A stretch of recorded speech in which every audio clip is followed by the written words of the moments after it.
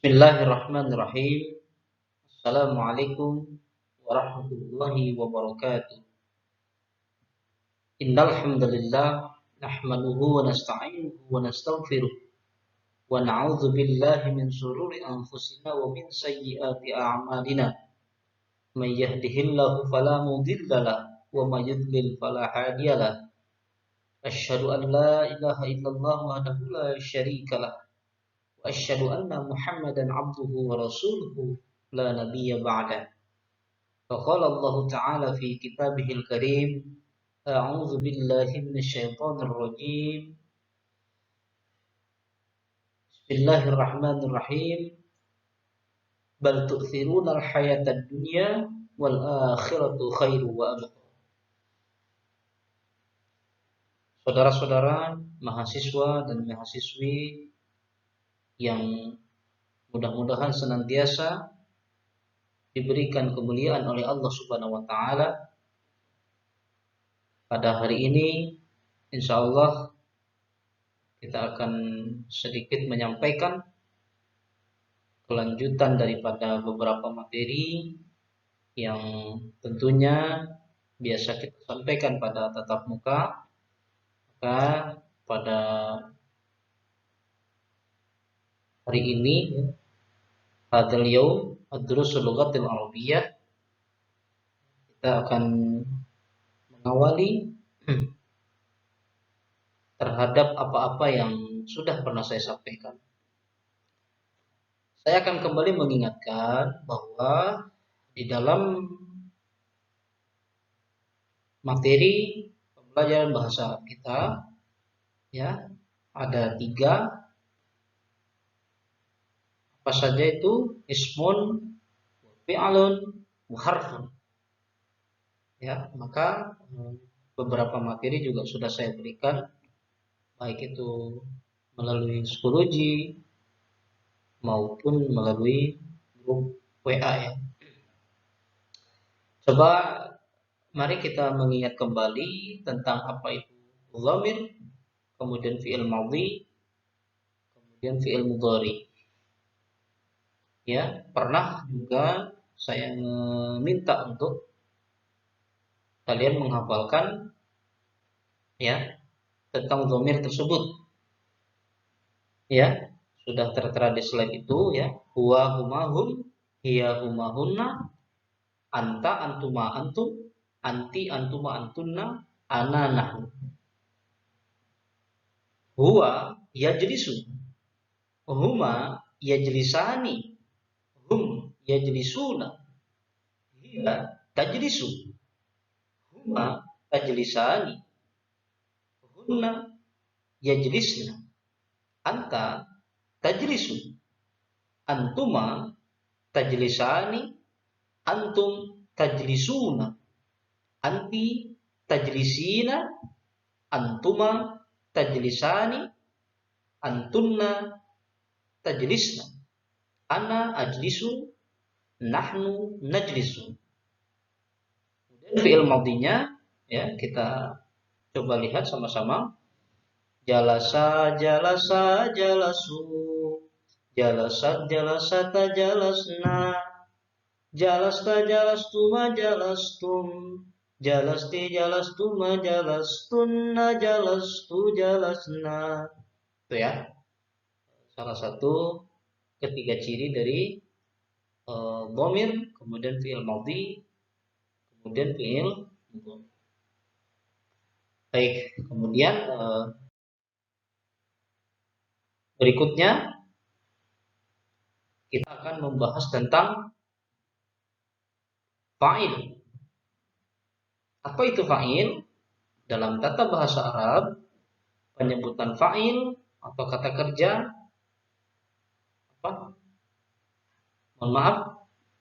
fi'il atau kata kerja harus disertai dengan penyebutan pelaku pekerjaan tersebut. Ya, jadi ketika sudah kita mengatakan kata kerja, maka harus disusul dengan pelaku pekerjaan tersebut. Ya, maka dia terletak tepat sesudahnya atau dipisah oleh kata lain. Maka subjek pelaku pekerjaan ini disebut dengan fa'il. dan i'rabnya rafa. Biasanya rafa itu identik dengan marfu. Apa itu marfu? Dengan dhammah. Contoh, itu sudah tertera yahrumul isti'mal awanid dhahabi wal fiddah. Apa itu? Penggunaan wadah-wadah dari emas dan perak itu hukumnya haram. Ya, dhahab itu emas, fiddah itu perak. Ya, sesuai dengan Allah firmankan di dalam surat At-Taubah, walladzina yaknizuna adz-dzahaba wal fiddah. Seperti itu ya. Wala yunfikunaha fisabilillah. Ini juga menandakan bahwa orang yang memiliki emas dan perak itu sifatnya menjadi haram ketika tidak mau menginfakkan di jalan Allah. Kemudian hafizhumullah. Semoga Allah menjaga mereka. Kata yang bergaris bawah adalah fa'il. Di situ ada ista'malu, kemudian ada Allah. Maka setiap fi'il harus disertai dengan fa'il. Fa'il sudah dikatakan tadi senantiasa berada sesudah fi'il, bukan sebelumnya. Ya, fa'il dan fi'ilnya harus bersesuaian. Ya, muannas di situ. Serta jumlah pelakunya fa'il di i'rab rafa. Di situ jelas ya, Allahu itu rafa atau marfu di dhammah. Kemudian ista'malu, kemudian menjadi dhammah pula ya. Fa'il ada yang berbentuk isim dhamir juga. Seperti itu. Kemudian kita harus ingat bahwa isim yang bukan orang tetapi berakhiran tak taknis atau tak bulat, kemudian tak marbutoh, digolongkan muannas, orang perempuan, karena berakhiran tak marbutoh. Selain tak marbutoh, ada lagi ciri-ciri isim muannas yang berakhiran alif maksurah atau alif mamdudah. Ya, di situ lihat alif bengkok, situ ya, alif maksurah dengan alif mamdudah.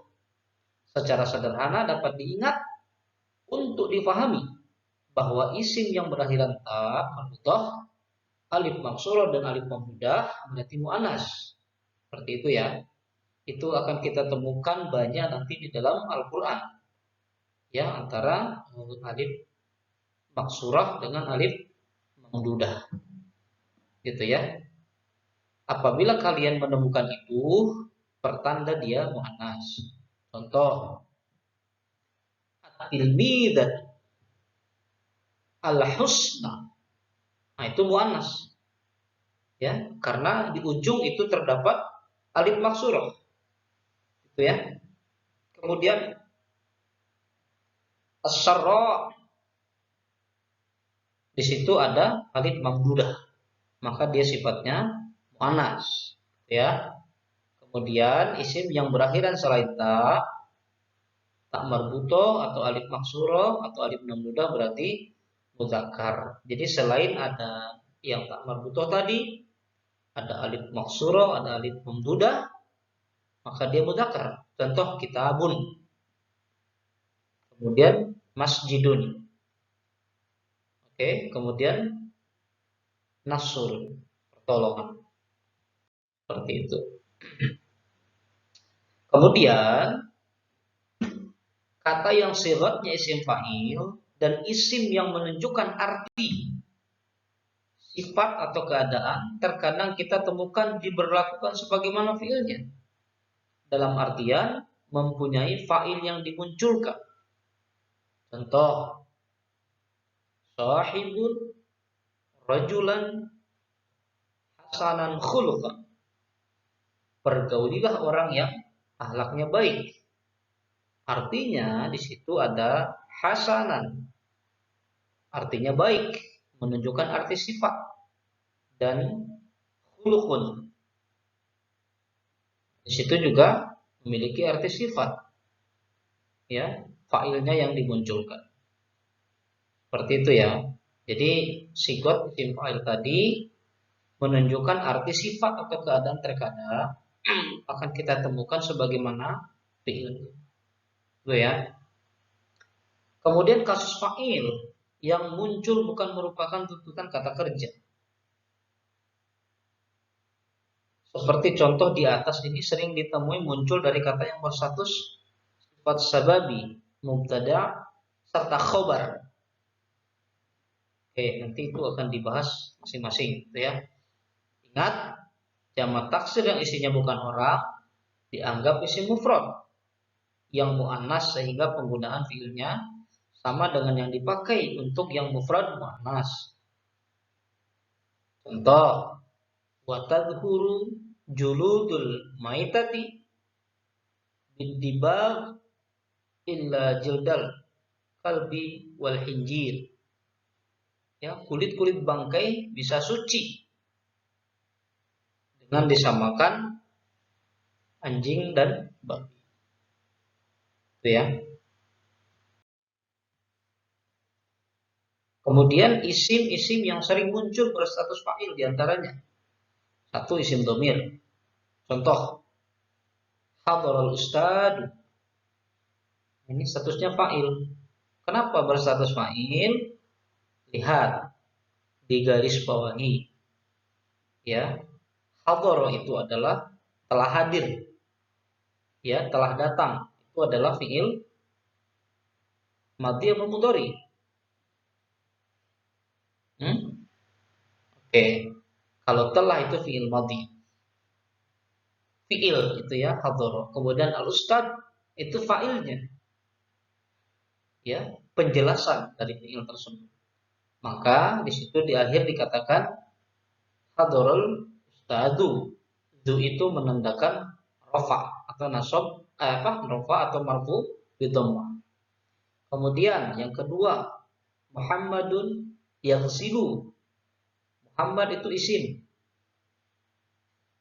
Ya. Muannas apa mudzakkar? Mudzakkar.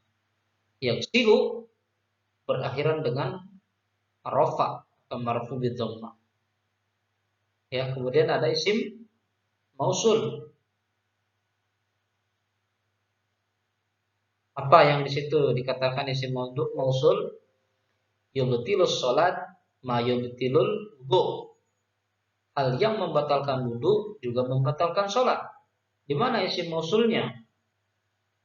Coba perhatikan. Ada yang digaris bawahi. Itu ya. Isim mausul. Kemudian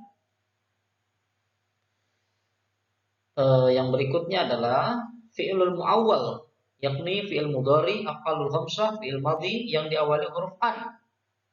Ambilnya nasab. Ya, di situ ada yang digaris bawahi. Yatawadda an yasih. Berwudunya seseorang secara tidak susul menyusul itu hukumnya sah.